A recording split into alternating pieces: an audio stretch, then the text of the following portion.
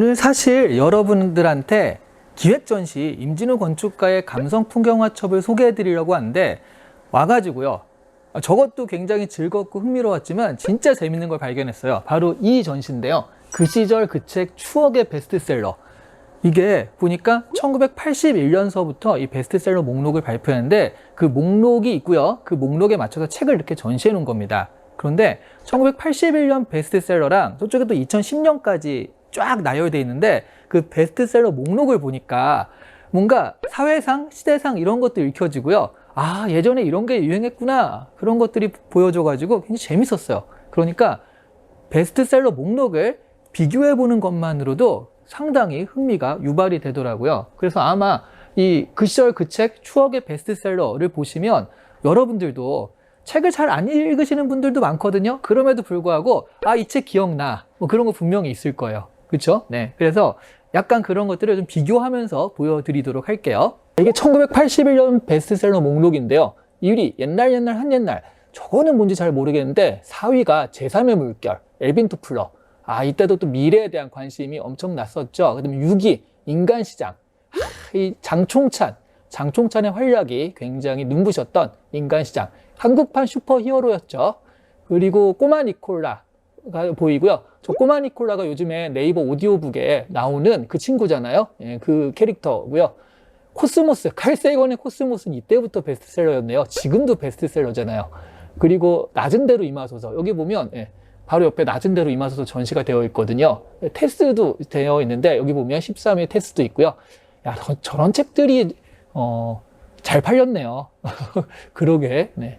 차탈레 부인의 사랑, 이런 것도 있습니다. 와, 정말 1981년 베스트셀러 목록을 지금 보니까 저는 문학들도 굉장히 그때는 잘 팔렸다라는 걸 알 수가 있어요. 82년으로 넘어오시면 82년은 본격적으로 인간시장의 시대입니다. 1위가 인간시장이거든요. 역시. 그 다음에 100년 동안의 고독. 저게 저렇게 잘 팔렸구나. 꼬마 니콜라가 3위로 올라와 있고요. 낮은 대로 임하소서 계속 잘 팔리네요. 재벌 25시. 딱히 뭐 알고 싶진 않은데, 알고 싶기도 하지만 담고 싶은 거죠. 갖고 싶은 거고요. 젊은 날의 초상, 이문열의 젊은 날의 초상, 이런 것들이 1982년 베스트셀러 목록이었네요. 제가 다른 때가 아니라 88년 어떤가 되게 궁금했거든요. 88 올림픽이 열리던 때잖아요. 그래서 88년에 베스트셀러 목록을 봤는데 이게 좀 이상한 게 1위 홀로서기, 2위 마주보기, 3위 접시꽃당신에서 굉장히 시적이잖아요. 그래서 이게 왜 그러지 생각을 해보니까 88년의 감성들이요, 88년 베스트셀러 목록에 있는 게 아니라 그때 이제 글을 썼을 거 아니에요. 책을 쓰니까 1년 있다가 89년의 감성으로 가지 않았을까. 그래서 89년의 목록을 봤습니다. 그랬더니 역시 1위가 세계는 넓고 할 일은 많다. 여러분 아마 이 책 기억하시는 분 많을 거예요. 그래서 이 표지도 와, 이 책이 여기 있네. 그래서 엄청나게 히트를 했던 그런 책이죠.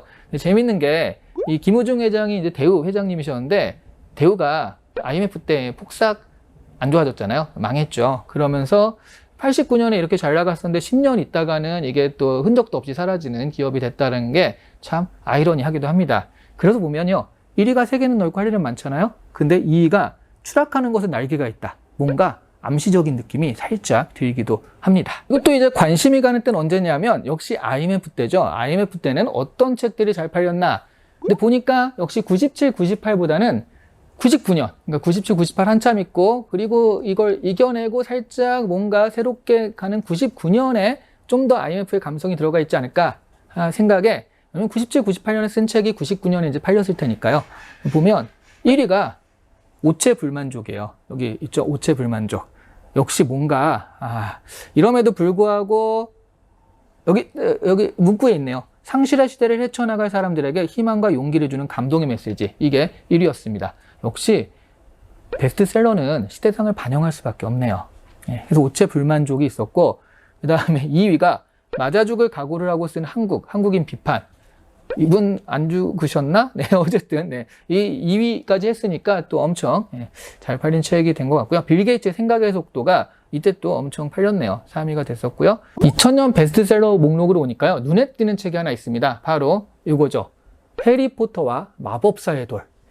바로 이 책. 아마 기억나실 거예요.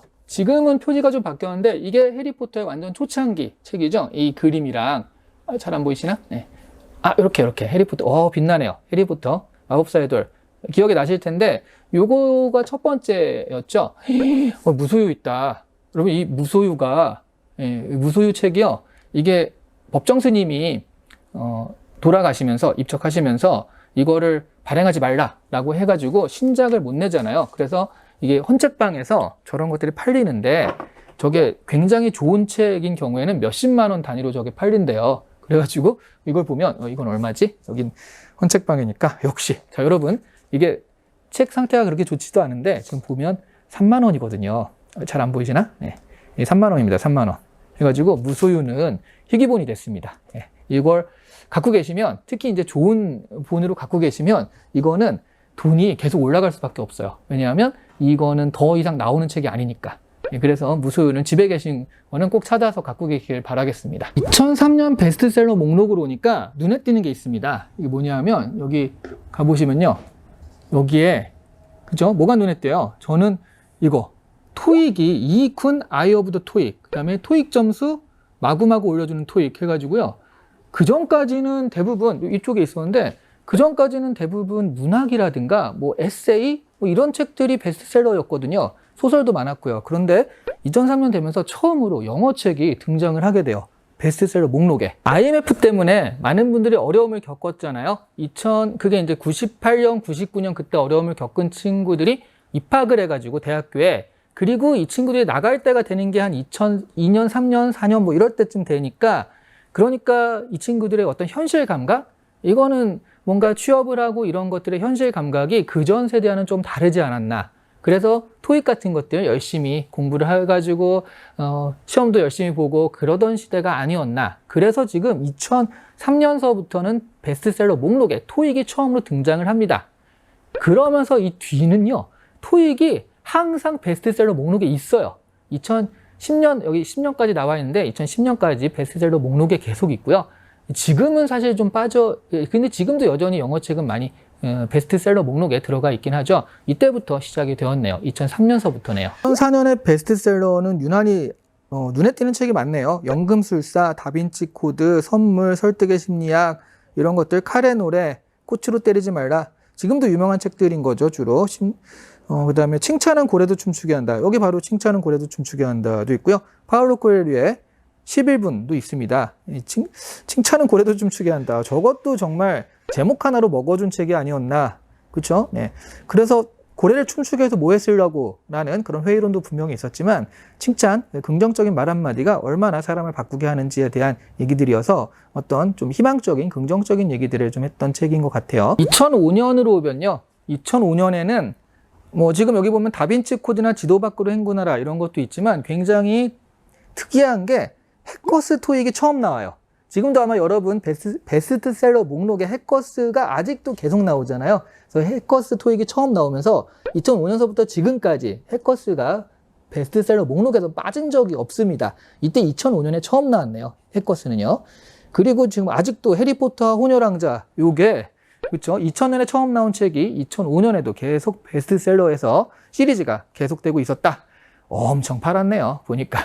바로 여기 해커스 토익 이게 빨간 책 흔히 얘기하는 빨간 책 빨갱이 책 파랭이 책 해가지고 이렇게 좀 구분을 하죠. 2006년에 해커스 뉴토익 해가지고 계속 이제 토익이 강세를 보이던 그런 시기였습니다.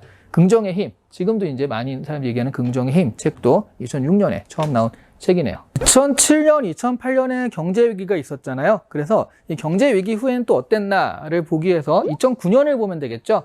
이제 요령이 생겼습니다. 그해 년도를 보는 게 아니라 그 다음 년도를 봐야지 그때 감성들을 이제 느낄 수 있다라는 걸 좀 알 수 있을 것 같은데 2009년에 1위는요. 여기 보시면 엄마를 부탁해입니다. 엄마를 부탁해. 네. 그 다음에 1Q84 무라카미 하루키가 계속 장악을 하고 있는데 여기 되게 재밌는 현상들이 있어요. 보시면요. 뭐냐 하면 데이비드 조가 이제 해커스 토익의 저자잖아요. 저자 이름은 계속 나오시는 분인데 20위 중에 4개가 해커스 토익입니다.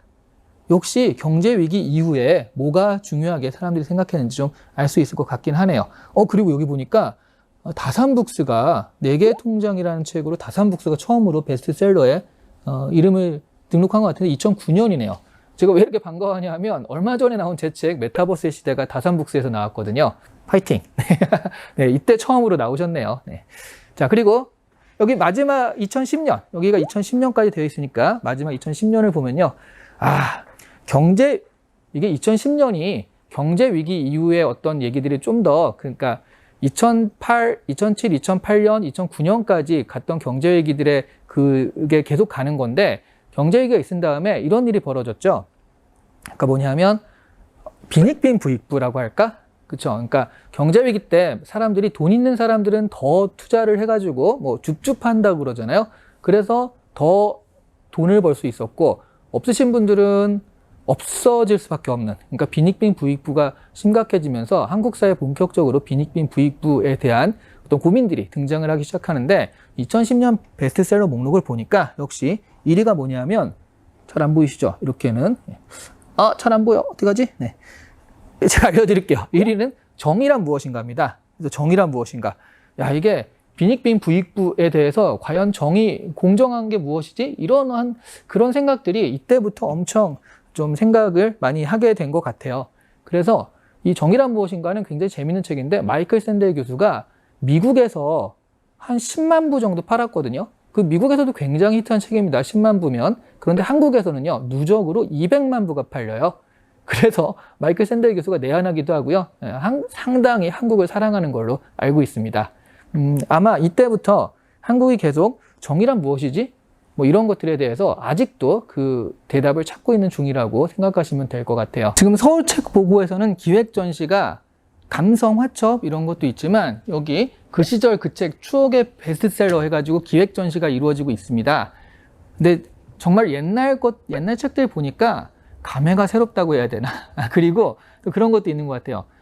이 시절에 이래가지고 이 책이 유행했구나. 이 책이 또 베스트셀러 목록에 들어있구나. 많은 사람들이 보고서 공감했다는 얘기니까요. 그런 것들을 좀 지금에 와서 보니까 약간 시간이 지났잖아요. 지금에 와서 보니까 좀 이해가 되는 측면도 있어서 굉장히 재밌네요. 다른 것보다도 진짜 내가 책 좀 봤다 하시는 분이라면 여기 오셔서요. 그냥 베스트셀러 목록을 비교해 보면서 옆에 책도 있으니까 책도 옛날에 보셨던 분은 책 표지가 요즘에 바뀌었잖아요. 근데 옛날 책 표지를 보면 굉장히 반가우실 거예요. 전 저기 있는 세계는 넓고 할 일은 많다 책 표지 보고 진짜 너무 반가웠거든요. 생각이 나고. 그래서 이 베스트셀러 목록을 비교해 보는 것만으로도 굉장히 재밌는 경험이 되지 않았나 하는 생각이 듭니다. 그리고 여기 보니까 바로 또 살 수가 있어요. 여기 헌책방인 거거든요. 그러니까 바로 살 수도 있으니까 또 추억에 적고 그 추억을 지금 현재로 소환하고 싶으신 분들은 오셔서 보신 다음에 책도 바로 사가시는 것도 좋은 경험이 될 것 같습니다. 제가 여기 관계자분 말을 들어보니까 이미 책이 굉장히 많이 팔렸대요. 어린 시절에 봤던 그런 책들이 생각나가지고 또 사신 거죠. 이미 많이 팔렸다고 하니까 여러분들 뭐 책 있을 때 사가시는 게 어떨까 싶은 생각이 듭니다. 그리고 여기 온 김에 하나 얘기해달라는 게 있어가지고 같이 얘기를 해드리는데 바로 이겁니다. 서울책보고 정기구독 서비스가 시행이 됐습니다. 2개월에 4만 원 정도인데요. 그래서 여러분 이걸 선택하시면 31개 주제 중에 여러분이 선택한 10개 주제에 맞는 책들이 선별돼서 나갑니다. 여기 보시면 이게 이제 샘플이에요. 샘플인데 이런 박스, 예쁜 박스에 담아주는 것 같습니다. 이런 책들이 지금 선정된 책들이 담아져 나오고요. 그리고 이렇게 판 스티커들 같은 것들이 있고 또 메시지도 이렇게 주고요.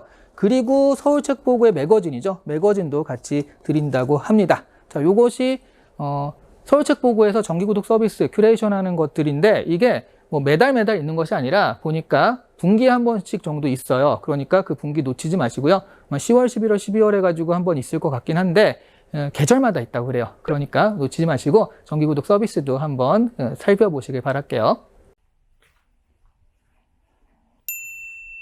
오늘 모처럼 야외 촬영 아니죠, 자꾸 이러나요? 야외 촬영이 아니라 야외에서 하는 실내 촬영을 해봤습니다. 밖에 나오는 거요. 해봤는데 서울책보고 정말 언제나 여기 오면 느끼는 거지만 그냥 책의 숲을 산책한다. 그러면서 아름다운 과일을 발견하듯이 책을 하나하나 발견하는 재미가 남다른 곳. 그러니까 정말 서울에 이런 곳이 있구나라고 깜짝 놀랄 정도의 그런 복합 문화 공간. 그리고 뭐 시간을 여기서 있으면 정말 시간과 공간의 방에 들어오듯이 뭔가 시간이 가는 줄도 모르는 그런 즐거운 곳이었던 것 같습니다. 그리고 베스트셀러 기획 전시라든가 또 감성화첩 기획 전시 해가지고 이게 계속 좀 바뀌어요. 그러니까 한번 오셨다고 해서 안심하지 마시고요. 또 이제 또 계절마다 한 번씩 이렇게 보시면 또 이런 전시들이 바뀌면서 즐겁고 재밌는 얘기들이 많이 발견될 수 있거든요. 그래서 많이 오셔서 보시길 바라겠습니다. 자, 그러면 저는 서울책 보고에서 하는 야외 촬영, 아니죠. 야외에서 하는 실내 촬영을 여기서 마치도록 할게요. 좋아요와 구독은 제가 이렇게 밖으로 자꾸 싸돌아다닐 수 있게 하는 힘이 됩니다. 많이 눌러주시면 또 기회가 있으면 이렇게 나와서 또 촬영을 해보도록 할게요. 그리고 이 방역, 마스크도 안 하고 뭐 하는 거야 밖에 나와서 라고 생각을 하시겠지만 여기 저밖에 없어요. 보시면 알겠지만 보여드릴게요. 보시죠. 저밖에 없습니다. 그래서 오늘은 월요일이라 휴관날이거든요. 그래서 휴관날에 와서 하는 것이라 다행히 이렇게 좀 편의를 봐주셔가지고 월요일에 와서 하는 것이라 저밖에 없습니다. 그래서 뭐 방역은 이렇게 안 하셔도 크게 걱정하지 않으셔도 될 것 같아요. 물론 들어올 때 다 체크도 하고 했으니까. 자, 그래서 이 얘기를 아무래도 여러 걱정하시는 분들이 있으니까 좀 같이 얘기를 해드렸습니다. 다시 좋아요와 구독 많이 부탁드리길 바랄게요. 그러면 서울책 보고 사는 촬영 여기서 마치도록 하겠습니다. 감사합니다.